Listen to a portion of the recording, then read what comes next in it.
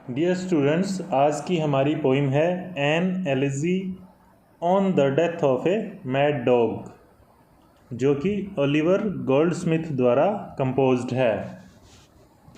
सबसे पहले हम पोइट के बारे में थोड़ा सा जान लेते हैं। Oliver Goldsmith 1728 to 1774, one of the most popular 18th century English writer. जो ओलिवर गोल्डस्मिथ है, उनका जो जीवन काल था वो 1728 से लेके और 1774 ईस्वी तक था, और वो 18वीं सदी के महान जो इंग्लिश राइटर थे उनमें से एक थे।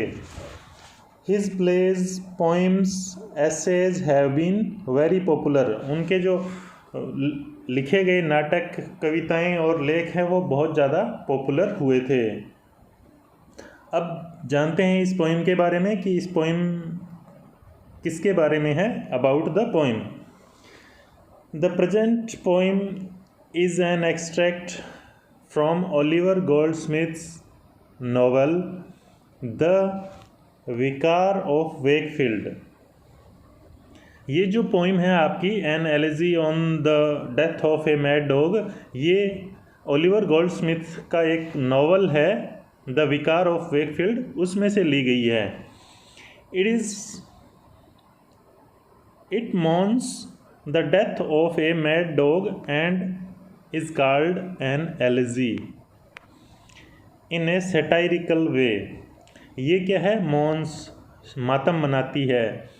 डेथ, मृत्यु पे। मैड डॉग, पागल कुत्ते की, इसलिए इसको एलिजी कहा गया है। सैटायरिकल, सैटायरिकल का मतलब होता है व्यंग्यात्मक, व्यंग्य करते हुए कवि कहता है इसको एलिजी। एन एलिजी होता क्या है?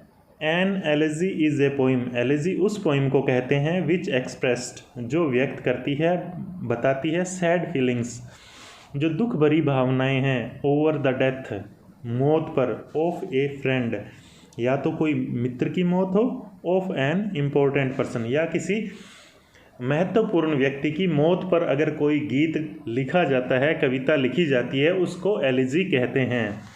इम्पोर्टेंट पर्सन जैसे राजा महाराजा हो गए, कोई बड़े लोग हो गए, उनके ऊपर या फिर दोस्त के ऊपर अगर कोई मौत का गीत लिखा जाए तो उसको एलिजी कहते हैं। ये आप ध्यान रख लेना इस बात का कि एलिजी किसे कहते हैं। The poet describes friendship between a man and a dog. कवि इस पोइम के अंदर एक आदमी और एक कुत्ते के बीच में दोस्ती का वर्णन करता है। At first they get along well. शुरू में तो वो बहुत अच्छे मित्र होते हैं, but after some time they begin to quarrel. कुछ समय बाद उनके बीच में झगड़ा हो जाता है। बिकम एनिमीज, और शत्रु बन जाते हैं। The dog goes mad. जो डॉग होता है वो पागल हो जाता है। बाइट्स द मैन, आदमी को काट लेता है। टाउन्स पीपल, जो शहर के लोग हैं, लेमेंट, दुख जताते हैं। That this good man must die a wretch death, कि ये जो अच्छा आदमी है, भला आदमी है, यह है एक बुरी मौत मरेगा। बिट्रेड, धोखा दिया है इसे। अनग्रेटफुल कर, एक दुष्ट कुत्ते ने। दैट ही हैड ट्रस्टेड, जिस पर कि उसने विश्वास किया था, इसलिए ये आदमी है वो बहुत ही बुरी मौत मरेगा। Contrary to the prediction of the towns people. Contrary, इसके उलट हो जाता है। प्रिडिक्शन, भविष्यवाणी जो लोग करते हैं कि आदमी मरेगा। टाउन्स पीपल, शहर के लोग। द मैन हैज़ रिकवर्ड, आदमी है वो ठीक हो जाता है। And the dog has died, और कुत्ता है वो मर जाता है। दस समथिंग अनयूजुअल हैपन्ड, इस तरीके से क्या है, एक बड़ी ही अप्रत्याशित घटना घटती है। The poem is a good example of satire. ये क्या है? एक सेटायर का अच्छा उदाहरण है। Satire of on human behaviour, मानव का जो व्यवहार होता है उस पर ये एक बड़ा अच्छा सेटायर है। The sudden reversal of situation, अचानक जो परिस्थितियाँ उल्ट हो जाती हैं। इन द एंड, अंत के अंदर पोइम के, मेक्स द सेटायर बिटर, इस सेटायर को और ज़्यादा कटु बना देती है ये। The man believed to die, आदमी के लिए कहा जा रहा था कि वो मरेगा, रिकवर्स, वो ठीक हो जाता है। And the dog cursed for the deceit dies, और जो धोखे के लिए जिस डॉग को बुरा भला कहा जा रहा था वो मर जाता है। The man under the mask of innocence, आदमी जिसने कि मुखौटा पहन रखा है, इनोसेंस मासूमियत का, प्रूव्स फैटल, वो घातक सिद्ध होता है। फैटल का मतलब होता है घातक। टू द इनोसेंट एनिमल, वो बेचारे जानवर के लिए बड़ा ही घातक सिद्ध होता है। तो ये थी पोइम के बारे में जानकारी। अब पोइम पढ़ने से पहले इसके जो टफ वर्ड हैं उनका थोड़ा सा अपने अध्ययन कर लेते हैं पहले। वंडरस, वंडरस का मतलब होता है असामान्य और आश्चर्य की बात। इस्लिंगटन, इस्लिंगटन क्या है, एक शहर का नाम है जहाँ पर गोल्डस्मिथ कुछ समय के लिए रहे थे। गोडली रेस एक वर्ड आएगा पोइम में, उसका मतलब होता है धार्मिक सिद्धांतों पर आधारित नैतिक जीवन। कंफर्ट मीन होता है किसी चिंतित व्यक्ति को राहत देने के लिए कही गई बातें। ये आपके पोइम के अनुसार इनके वर्ड मीनिंग बताए गए हैं। पोइम के हिसाब से क्या अर्थ निकलेगा उस हिसाब से। फोइज मीन होता है दुश्मन। क्लैड वस्त्र पहनना। मोंग्रेल एक ऐसा कुत्ता जो हाइब्रिड विभिन्न नस्लों का मिश्रण हो। पप्पी और वेल्प, इन दोनों का मतलब होता है छोटे पिल्ले जो कुत्ते के बच्चे होते हैं। हाउंड, हाउंड का मतलब होता है शिकारी कुत्ता। कर का मतलब होता है आक्रामक कुत्ता। पिक का मतलब होता है संबंधों में कड़वाहट आना।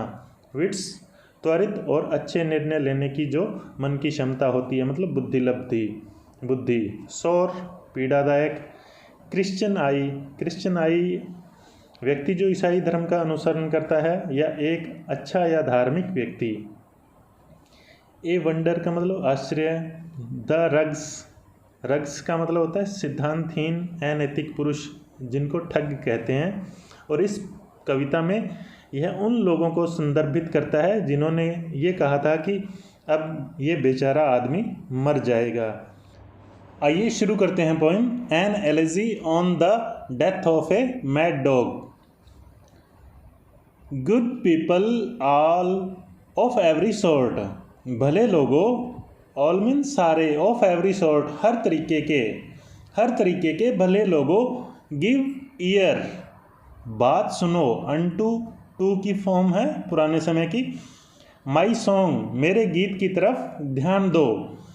And if you find it wondrous short, wondrous का मतलब हैरान कर देने वाली बात, आश्चर्यचकित कर देने वाली बात। शॉर्ट की कमी लगे इस गीत में आपको। It can not hold you long, तो यह तुम्हें ज़्यादा समय तक नहीं रखेगा, मतलब तुम्हारा ज़्यादा समय बर्बाद नहीं करेगा। कवि कह रहा है कि हर तरीके के भले लोगों मेरे कविता की तरफ ध्यान दो। अगर यह तुम्हें रुचिकर नहीं लगेगी तो भी तुम्हारा बहुत ज़्यादा समय ये नहीं लेगी, क्योंकि ये गीत है वो छोटा सा गीत है।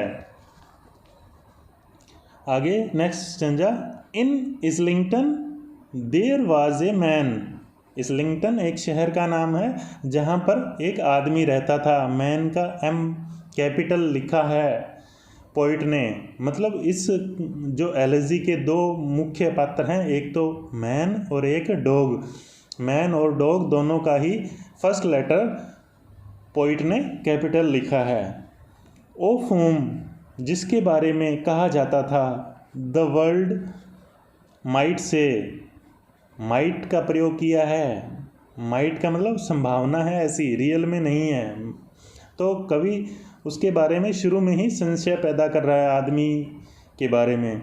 ऑफ होम, जिसके बारे में द वर्ल्ड, वर्ल्ड संसार या लोग माइट से कह सकते हैं। दैट स्टिल, स्टिल का मतलब अभी तक, आज के इस युग में भी। ए गॉडली रेस, गॉडली रेस का मतलब धार्मिक जीवन, नैतिक मूल्यों के साथ धार्मिक जीवन जीने वाला ही रेन, रेन का मतलब जीता था। आज के युग में भी वो धार्मिक जीवन जीता था, नैतिक मूल्यों पर आधारित। वेन एवर जब कभी भी, ही वेंट टू प्रे जब कभी भी वह प्रार्थना करने के लिए जाता था, मतलब चर्च में जब वो प्रार्थना करने के लिए जाता था, तब वह गॉडली रेस रेन तब वह धार्मिक जीवन जिया करता था। ऐसा एक व्यक्ति इस्लिंगटन टाउन में रहता था।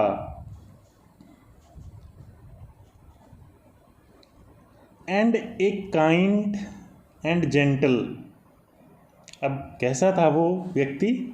A kind and gentle heart he had, उसका जो हृदय था वो कैसा था? बहुत ही जेंटल था, काइंड था, दयालु हृदय वाला व्यक्ति था वो, और कोमल हृदय वाला था।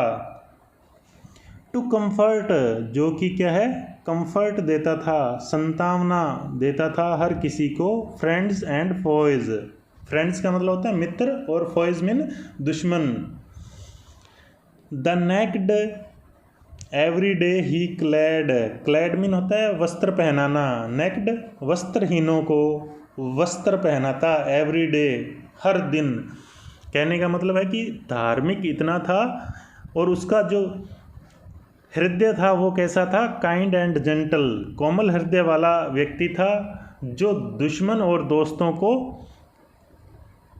चिंता होने पर उनको राहत देने वाली बातें करता था।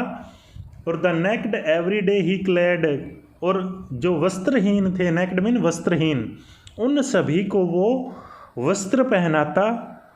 Van he put on his clothes, जब वह पहनता, पुट ऑन पहनता, हिज क्लॉथ्स अपने कपड़े पहनता।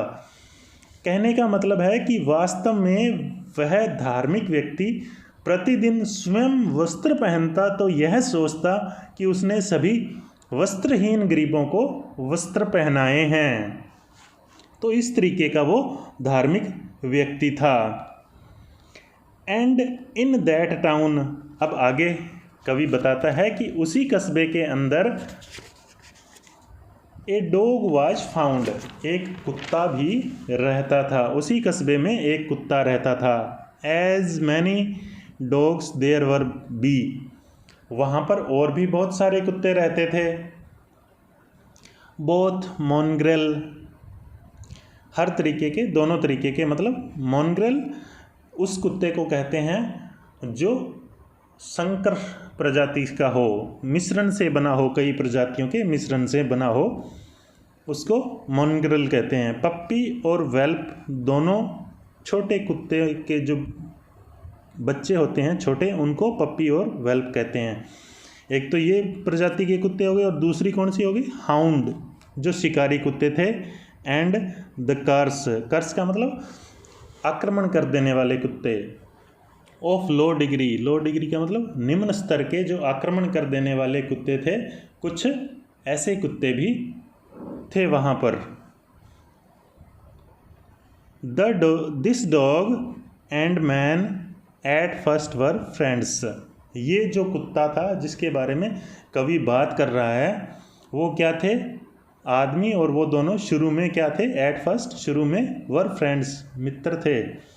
बट वैन, लेकिन जब, ए पिक, एक जो संबंधों में कड़वाहट, पिक का मतलब झगड़ा होना, संबंधों में गिरावट आना, कड़वाहट आना, बिगिन शुरू हो गई, तो क्या हुआ? The dog to gain his private ends, private ends का मतलब होता है निजी स्वार्थ, अपना निजी फायदे के लिए, जो द डॉग था, कुत्ता था, टू गेन प्राप्त करने के लिए, हिज प्राइवेट एंड, अपना निजी लाभ, वेंट मैड, क्या हो जाता है? पागल हो जाता है। एंड बिट द मैन, और आदमी को काट लेता है। Around from all the neighbouring streets the wandering neighbours ran, चारों तरफ जो नेबरिंग स्ट्रीट थी, पड़ोस की गलियां थी, आसपास के जो लोग थे, हैरान होते हुए, वंडरिंग हैरान होते हुए, नेबर्स पड़ोसी लोग दौड़े।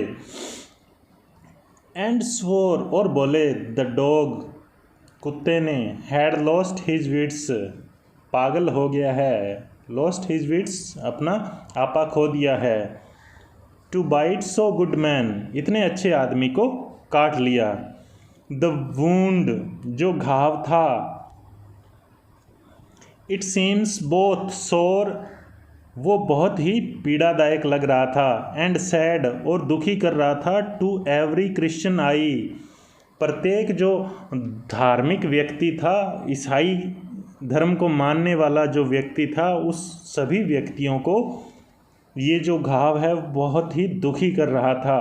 एंड वाइल दे स्वोर और तब वो बोले, द डॉग वाज मैड कि कुत्ता पागल था, दे स्वोर वो बोले, द मैन वुड डाई कि आदमी मर जाएगा, कि कुत्ता पागल था इसलिए ये आदमी अब नहीं बचेगा। इस तरीके की बातें वो लोग बोलने लगे। But soon a wonder came to light लेकिन जल्दी ही एक हैरान कर देने वाली बात पता चली। वंडर मीन हैरान कर देने वाली, केम टू लाइट पता चली।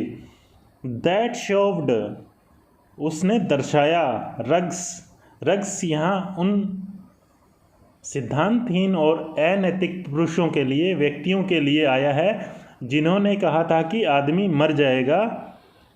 दे लाइड वे सारे क्या हैं, वो रग्स जो ठग थे वो सारे झूठ बोल रहे थे। इस बात का जल्दी ही पता चला।